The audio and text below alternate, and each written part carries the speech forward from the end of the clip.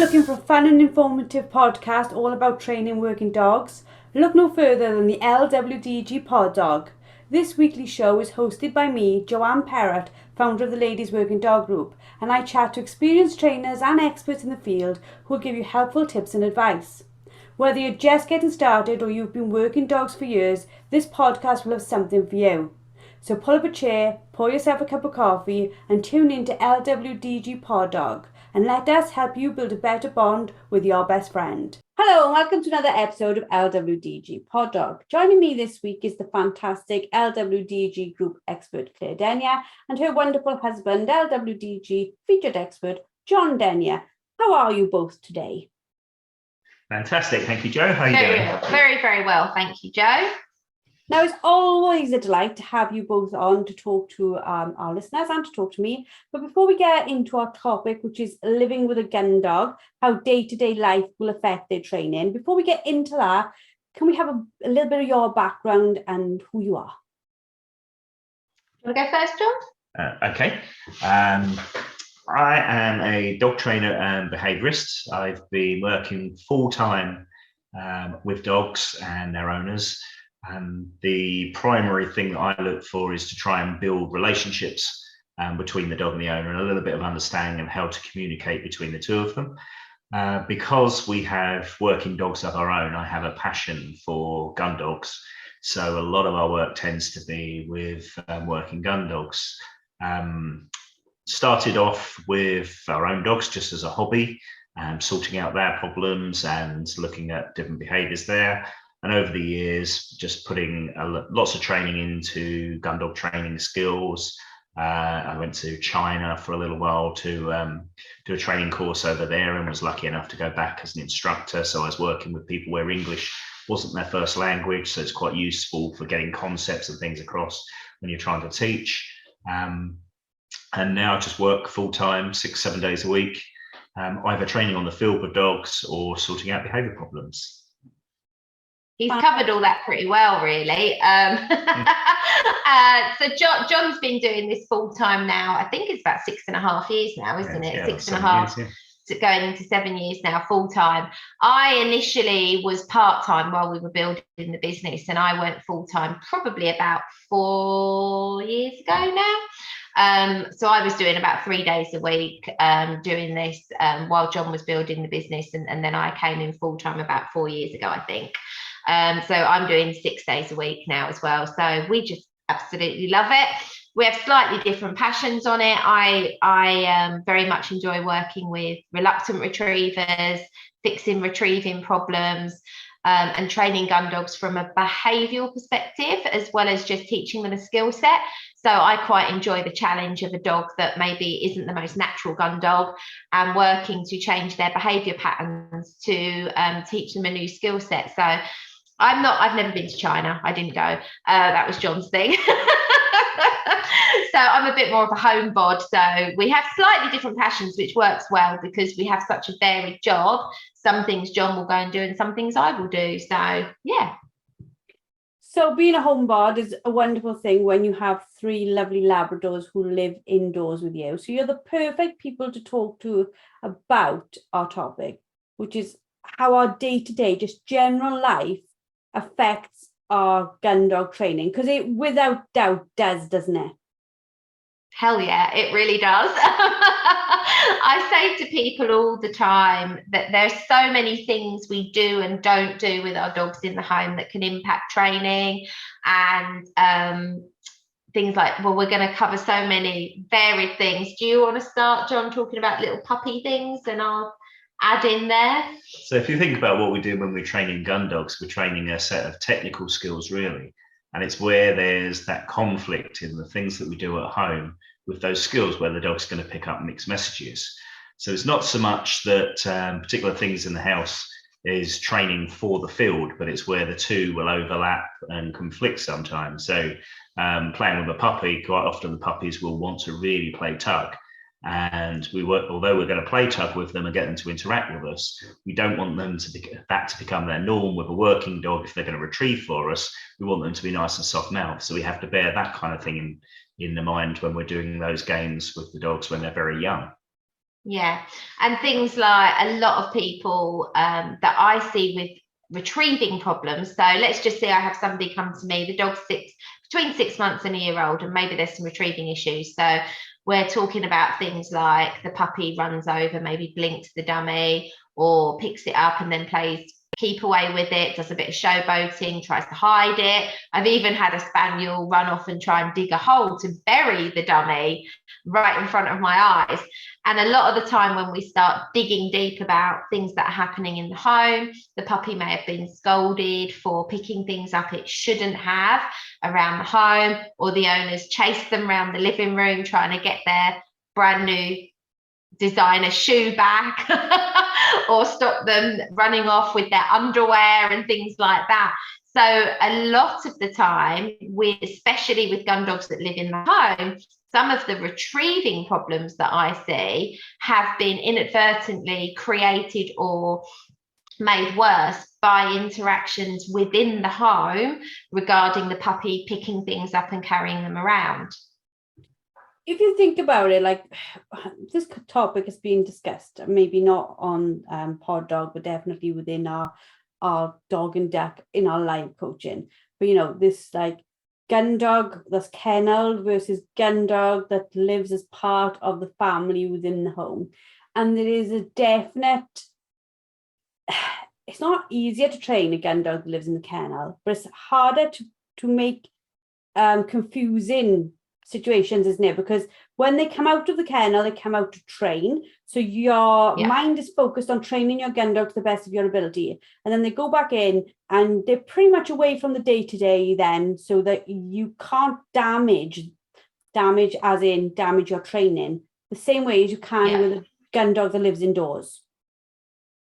Yeah, there's a lot more things that can go wrong with a gun dog that lives indoors during those early stages in training. I think there's less risk of damage being done to the training with a mature trained dog, but with a puppy or a young novice gun dog, absolutely a lot of the things that go on in the home can impact the training. As John said, there are like blurred lines. So although it's not the skill that you're training, what you're teaching the dog from the way you respond to things that happen in the home can have a big impact. That's right. And because the dog's living with you in the home, there's going to be a lot more rules and things that the dogs have got to learn. Not only have they got to learn these little technical skills, but they've got to learn what's appropriate and a way to behave in the house and around the house, which if they just live in a kennel, you don't suffer from that. They just go into the kennel and they kind of do what they like while they're in there. So there's going to be times when you're kind of not on the ball watching what's happening and what the message is that you're giving your dog. Your dog's picking up on every single interaction you have with them. And just because we want them to learn something in a particular manner doesn't matter to them. If they do something different and it's beneficial for them, they're going to think, okay, this is correct, I'm going to do that. I think about it quite a lot, and I talk about people devaluing their voice and devaluing their praise when they've got gun dogs that live in the home, because it's so natural when you're pottering around the house to say, you're all right there, good dog, well done, and they're not doing anything, and we start to devalue the praise that we would use on the field. The dog's like, well, you praise me anyway when I'm doing nothing, so I haven't got to work hard for it because I can just lay here or just move my right leg and you say good boy.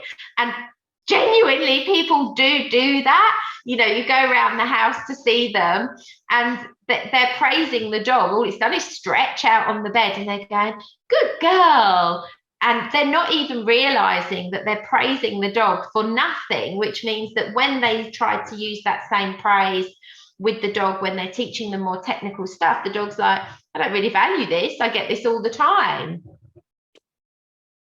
The listeners can't hear me because I keep on mute when you were talking, but I am laughing my backside off here because I am probably that person, because I literally just constantly chatting to them. I'm like, good dog, you goodbye. Oh, like sometimes you want to go look at me a good way, like, oh, I say goodbye. So probably like sometimes when I'm doing these podcasts, I think, oh my God, I am one of those nincompoop people who doesn't listen to anything.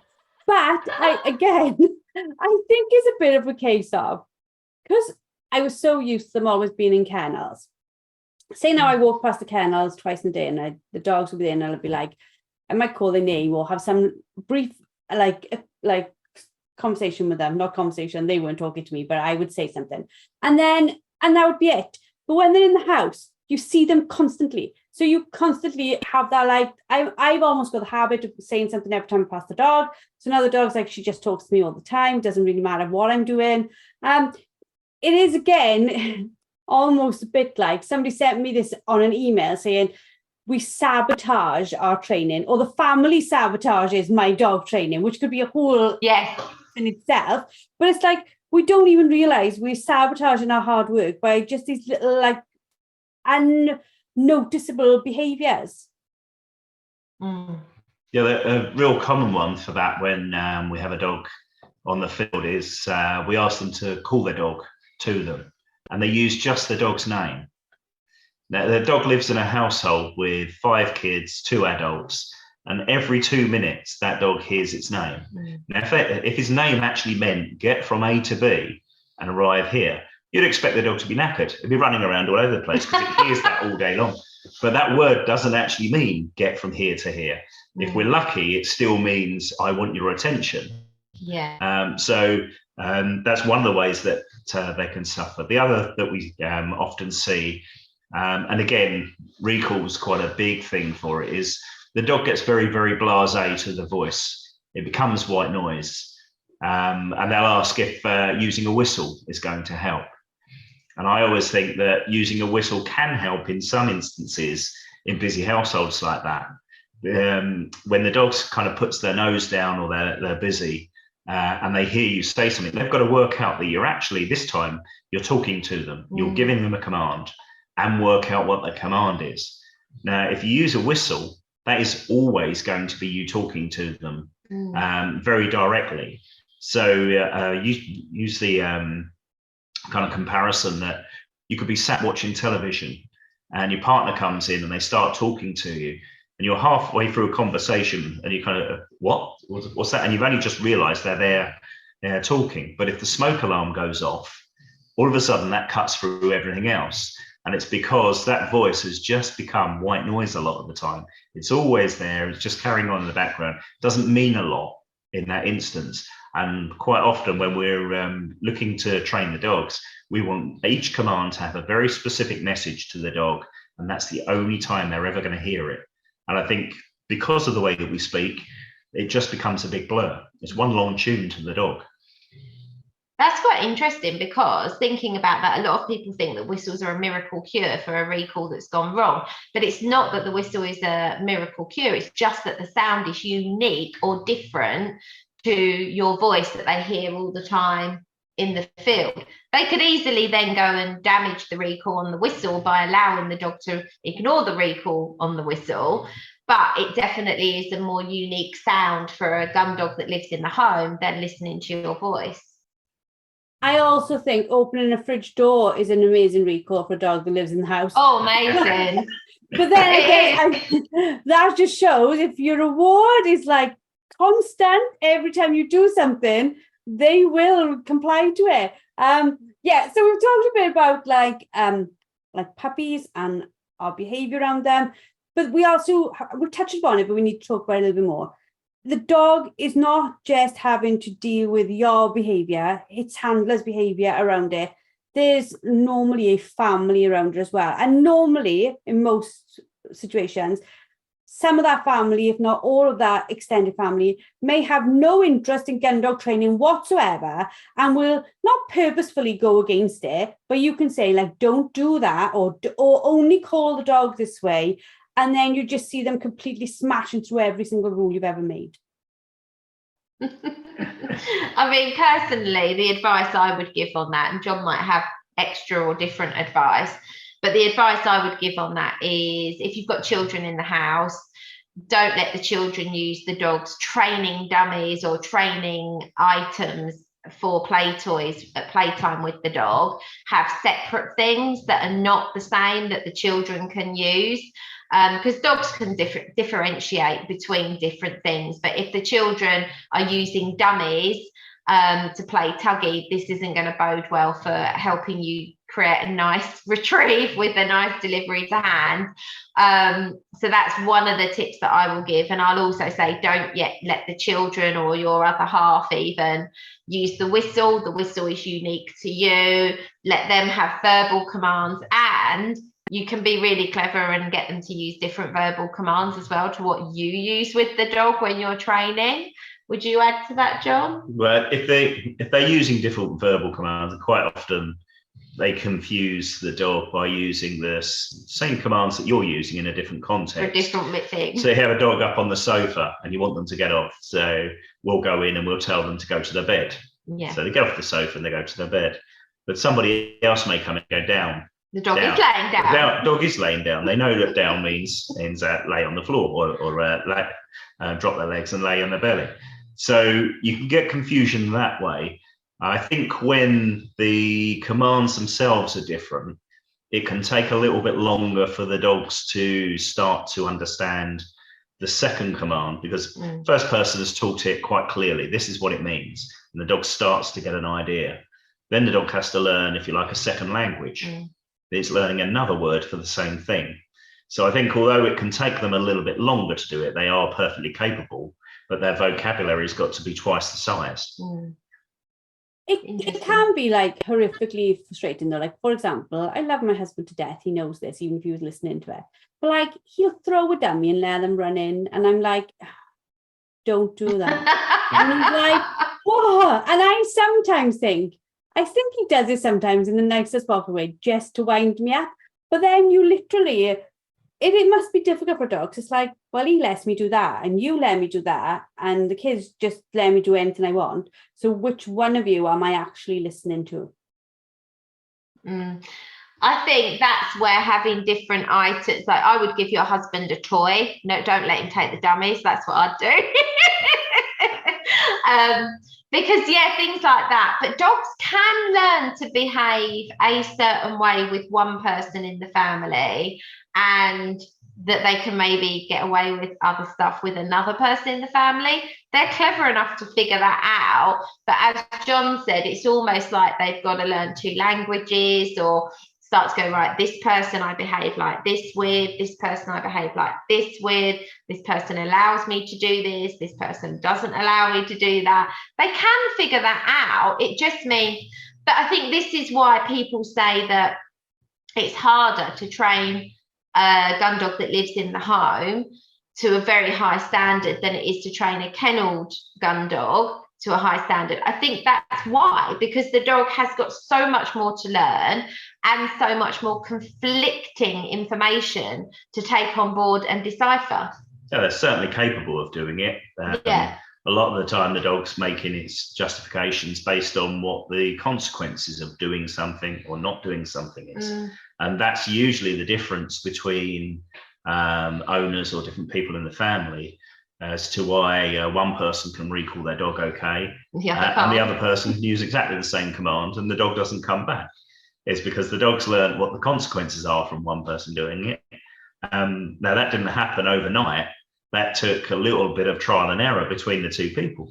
So last week it was okay for me to do this, but this week it's not. And then the dog gradually, process of elimination, says, oh, it's okay. So for you, I have to do this, or this is what this means. This is what I get out of it. But for you, actually, I can bend the rules a little bit and I can do this and I can get this for myself out of it. That's different if you think about it than like us as humans though. So like growing up, my mum was the enforcer. She definitely was, without a doubt. But I would literally play monkeys with my mum and go and say to my dad, oh, Mommy's being mean to me. And he'd be like, why are you being mean to her? And she'd be like, she is being evil. And I'd be like, I knew what way I had to act with Dad to get what I want. I knew what I needed to do with Mum. You know, even to the point as an adult, I used to phone my father and say, Dad, and he would say, how much. There must have been a dad, literally the word dad, I'd say, in a certain way that meant, I want you to give me money for something, bless him. But you think if people can work out nuances that slight, like dad to dad, then our dogs have got no problem at all working out what each individual wants, have they?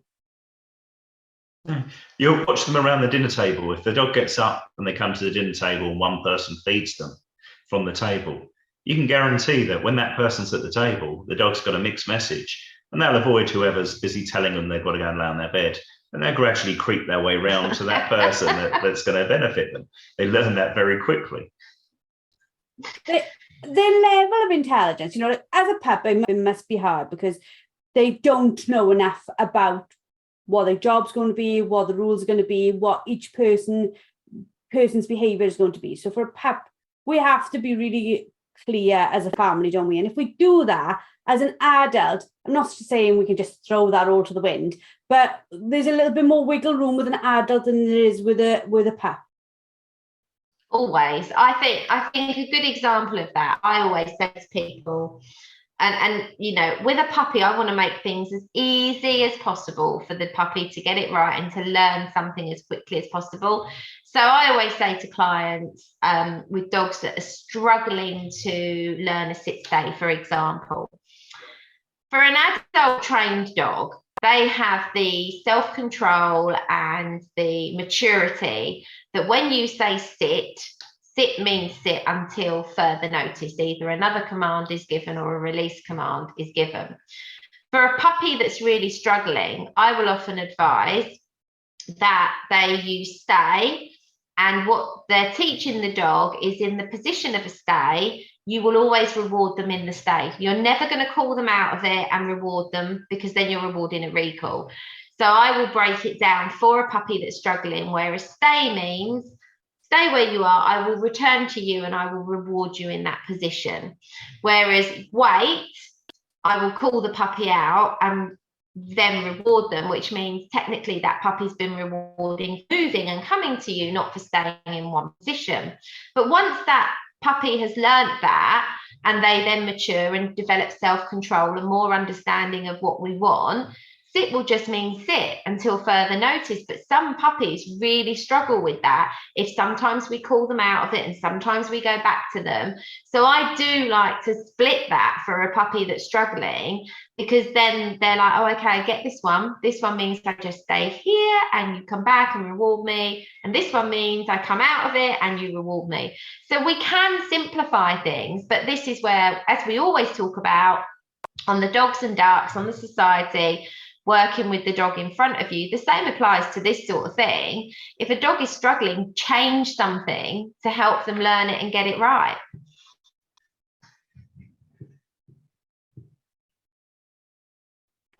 Yeah, I think we talk about this loads, like on dog and duck things, and like the idea of, it's said about a poisoned cue or something like that. Our dogs have the capability. We wouldn't want to, but we could teach them 5 different words that mean sit. They don't have to only have one way of learning something. So it's about us providing that simplified clarity as a pup, and then reinforcing it as an adult, but knowing that they have done it enough, they've had enough chances to do that activity, that they know what it means generally. Yeah, definitely. I think it's a case of when you've proofed that and the dog just has that. I think a lot of it comes down to how much self-control that the dog has as it matures, makes a big difference to how they can cope with and deal with the things we ask them to do. And, when you look at the gun dogs that live in the home, when I teach a stay, one of the reasons I teach stay separately to just teaching sit until further notice is because I will use stay when I want my dogs to lay on their beds while I eat my dinner. They've been taught that in a way to understand that once I've finished eating my dinner, I will go over to their beds and reward them on the bed for being there, and then I'm going to release them. So that's one of the reasons that I think, especially with dogs that live in the homes, if we make things as simple as we can for them to grasp where the reward happens, then they can learn to live with us much easier and still develop amazing Gundog skills. Does that make sense? Yeah. Spend a lot of time with clients trying to get their timing right for rewards for the dog. So the dog gets a very clear message of what they've done correct and how they've earned that. And if you've got a dog living in a household, especially a household with multiple people in there, I think for a puppy, they're being told they're so good in such a multitude of different times, whether they're doing something appropriate or not, and someone's timing's bad, but it's almost random.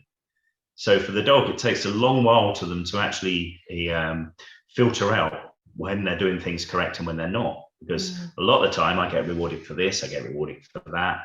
And we see it quite often with dogs when we're trying to get them to sit next to an owner. The dog's not sure what they're supposed to be doing, but one of the few things that most people tend to get right and consistent across a family is holding a treat in front of a dog and just lifting it up and the dog's sitting. So the dog knows when I do this, I get a treat. And it tends to be one of the first things that the dog seems to eliminate all this randomness. It goes, if I do this, I'm never wrong.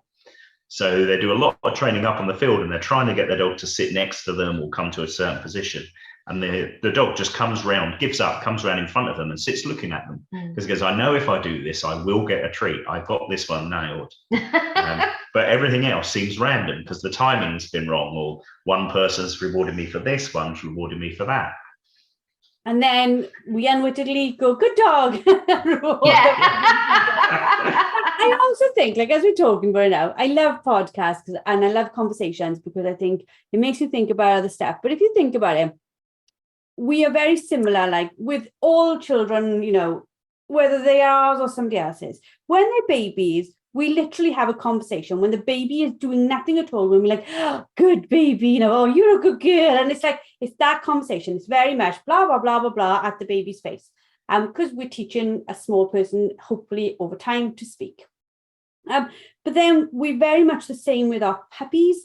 I don't say to Meg, you know, if I say to Meg, oh, you're a good girl now, as a 13-year-old girl, she says, man, what are you doing? It's that crap.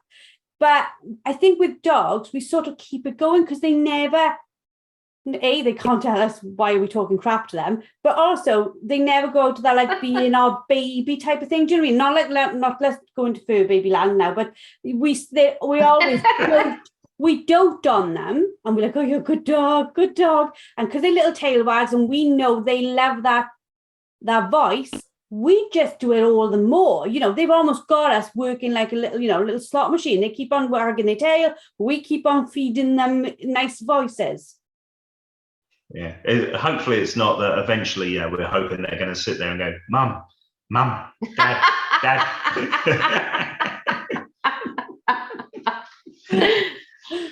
But I suppose the important thing, you know, to get out of this podcast is, like everything, we laugh about it, we joke about it, but the underlying theme here is we really have to be conscious in the home what our behavior is telling them, because where we make the mistakes, when we then get frustrated out on the field, the reality is we caused it in the first place.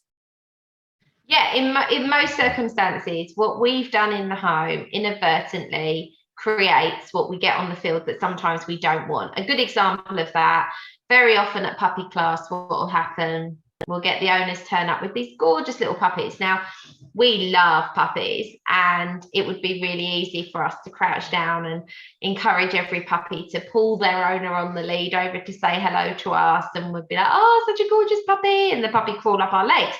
Now, that's just teaching the dog to pull on the lead towards a person and also to jump up people. But what you see is the owner, the puppy, so we're talking tiny little puppies here, like, you know, let's say around between 12 and 16 weeks, they're straining on the lead to get to us, and the owner's saying, oh, do you want to say hello to these people? The first thing I'll say, which goes against my nature, is absolutely not. Do not allow your puppy to pull on the lead to come and meet me, because when that puppy Labrador weighs 30 kilos, do you want your dog, and it will be a grown dog, to pull you across the road to meet a stranger that they've never met before? And the look on the face is literally like, I hadn't even thought about But that is, that's the first step they've taken to encouraging their dog to pull them on a lead toward a person. Then, of course, we get contacted by people with a year-old dog that's dragging them down the street to meet people, dragging them across the field to meet people. They have no lead control at all. And that's where it has stemmed from. It's from them very early learning moments that puppy has had. I know we're talking about gun dogs here, but this is like across the board, all dogs, whether they're going to end up on an estate or not. We Spaniel Aid, the charity, put out their figures for the last couple of months a few days ago, and it was horrifying how many dogs. And when you look at they're like an infographic, and they show all these dogs, and they're like, this how many, far more males than females, far more under 2 being surrendered than over 2. And you look at it and you think, okay, so the common things here are working breeds, under 2, males, hitting adolescence, where there's no structure, no control. And pulling it back to this is probably inadvertently the people never meant for this to happen. Nobody buys a pup and says, let's make it a mental case. It's just happened by these little tiny things being not thought about. Absolutely. And one of the really big ones that we have to add in on that, if we're talking about gun dogs here, and we're saying we want to train a gun dog to a really high standard to work on the field, maybe to do competition with, but they're living in the home with us, and every little interaction makes a difference. How many times on our society group, on our pages, do people ask the question about, how do I get my dog to settle? When I take it to classes, it's wired, it's vocalizing, it can't wait its turn. But in the home, that dog has not been taught how to settle. That dog has not been taught to switch off. It's constantly stimulated with toys or licky mats or all these other things that are on the market now. And so again, we are creating dogs that are not learning the ability how to be a patient gun dog, because in the home, we're not teaching that either. Yeah, the dogs, they're very stimulated, especially if you've got children in the house all the time. One stops playing with the dog and the next one comes in, and so the dog's livened back up again. We had quite a good example of it with our oldest dog. She was very lively, and in the evening would take quite a long while to settle when she was very young. But one of the things that we did was we popped her into a kennel with her breeder once a month to give us a day off. So we didn't get up early in the morning and have to go out and do the toilet training and all the rest of it. And it also meant that she got used to us not always being there. And what would be very apparent was when she came back from a night where she'd just been in the kennel, no toys, no distraction, no people, she'll come in, and for the next few nights, straight away, no problem at all, come in, just settle down, done. Because all of that kind of overstimulation was just taken away, and she learned just to calm herself down and to stop. She didn't need entertaining for 24 hours a day. It was a really enlightening moment, and we did it once a month for probably about the first 8 months of her life. She would go and stay with her breeder and be in a kennel overnight, and we would just have a night away or a night at home resting. But we would really notice how much more calm she was when we brought her home for a few days, because there wasn't all of that stuff going on in her brain that happens in the home. The TV's on, this is on, there's people at the door, this, that, and the other. It was really noticeable, Jo. With growing up with dogs in kennels, and like with my dad, I think at one point, I think we had ridiculous 17 adults and pups. He never did anything by halves. We didn't have one of anything. And he literally, you would take those dogs out, and they would work, they would train incredibly, or you take them out to the toilet, they would be like a pack, they'd run around, we had the room for them to do it, and then they'd go back in, and they'd go back into the kennels, and they would literally put themselves in their boxes, and you could look out the window 5 minutes later, they would all be asleep, or they'd be laying on top of their box, just watching out to see what was going on, watching the birds, whatever. They were never attacking the gates or hyper, nothing like that. When we used to go out and they'd see us, they'd be like, oh, am I going somewhere? But that would literally be it. And I think you're quite right. They just learned the area where I settle. This is an area where I don't. And if you've not given a dog that area to settle, how can he know? I'm sorry, if you could just hear that then. John's just gone over. Rose is dreaming. I don't know if you just heard that. No. Yeah. She's dreaming. Apologies. He's just gone over and just... Absolutely fine. I can't remember. She's literally dreaming upside down going, ooh. The little legs going as well. Yeah. Bless her. She's quiet. Sorry about that, Jo. Continue. No, I was on about it. Anyway, I think, so we had quite a lot in the kennels, but they just, when they went back inside the kennels, they just settle. And I think you putting your dogs in like once a month is also a fantastic thing to do, because sometimes we have to go on holidays and sometimes our dogs have to go somewhere else. Sometimes our dogs have to go into a different type of environment. And all these things are their socialization for a different situation your dog could find itself in. It's teaching the dogs to cope with life, and we talk about this a lot. We can't wrap them in cotton wool and pretend real life doesn't happen. It does. And yes, that was one of the reasons we did it. We didn't realize when we first started doing it that we were going to notice how much more settled she was after a night with no stimulation being in kennels.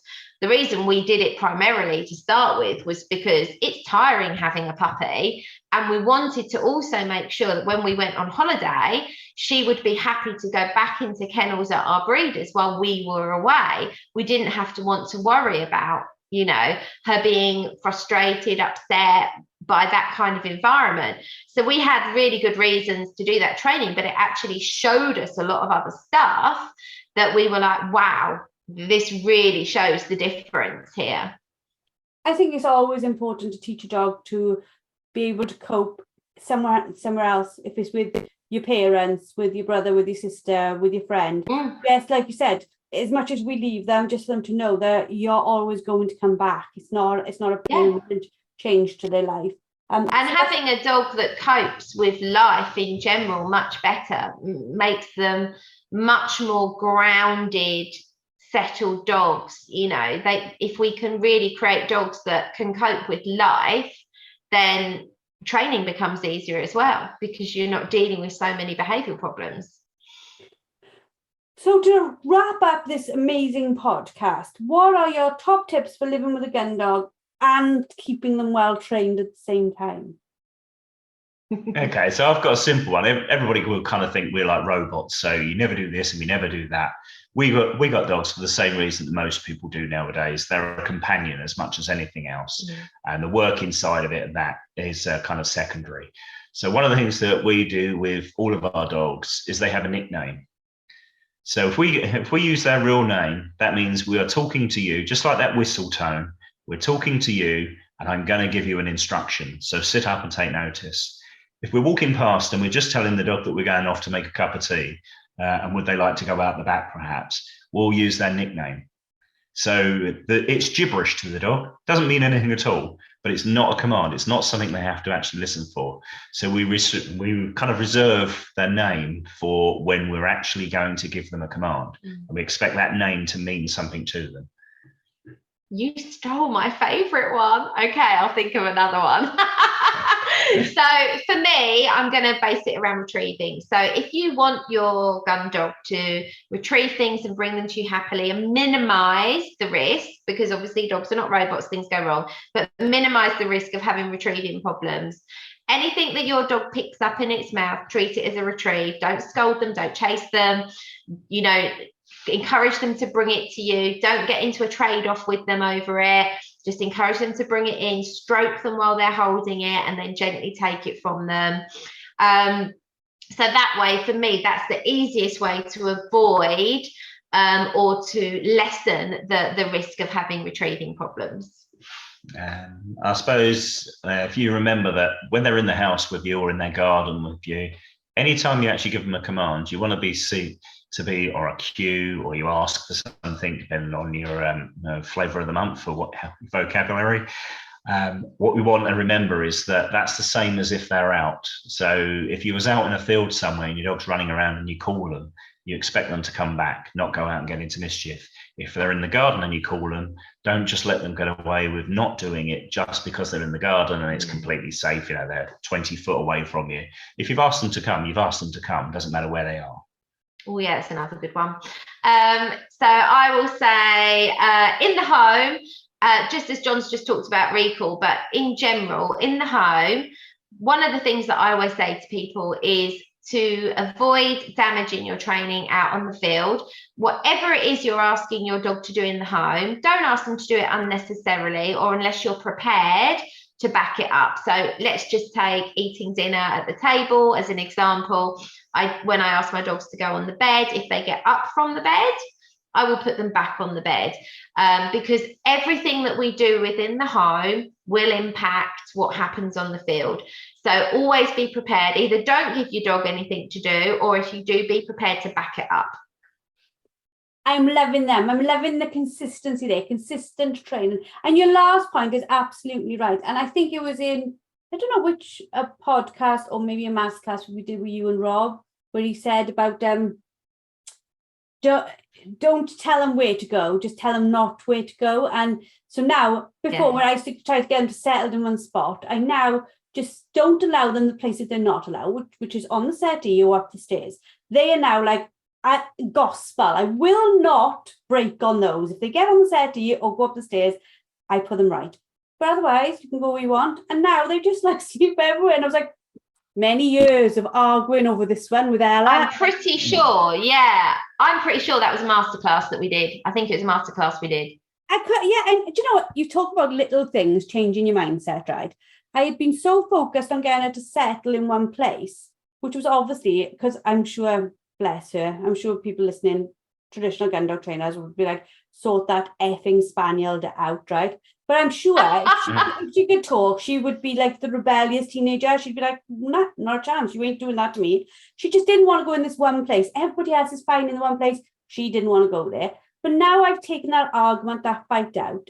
Now she just lays literally below the bench on the floor. And I'm just like, fine, you're happy. There's no argument here. I'm not trying to get you back up on the bench. You're just doing the one thing I wanted, which was for you to settle.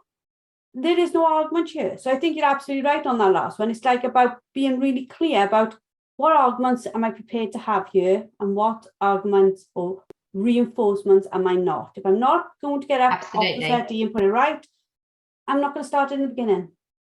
No, exactly. Genius. Awesome.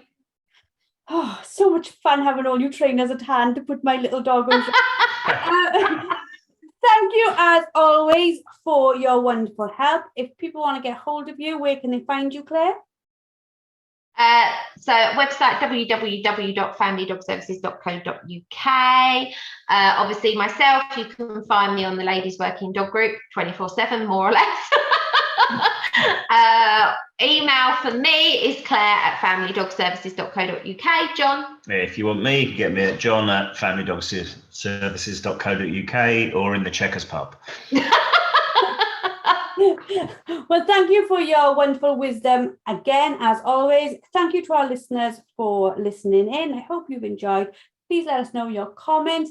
There is a free members section for all ladies in our website. If you want to come on there for your posts on the forums, chats in the forums, we are there for you. To find that, you can go to www.ladiesworkingdoggroup.com/join. You can join us as a free guest member and take part in all our conversations. Thank you again for being part of this, and we hope to see you all next week. Thank you for listening to LWDG Pod Dog with me, Jo Parrott. Now, we all know training a dog takes time, energy and patience, but our lives can be really, really busy. Don't worry, the LWDG has got you covered. Join us for our free planning workshop where we'll show you how to use short 10-minute training sessions each day to fast forward your dog's education. Our experts have years of experience in training dogs and will help you get started on the right foot.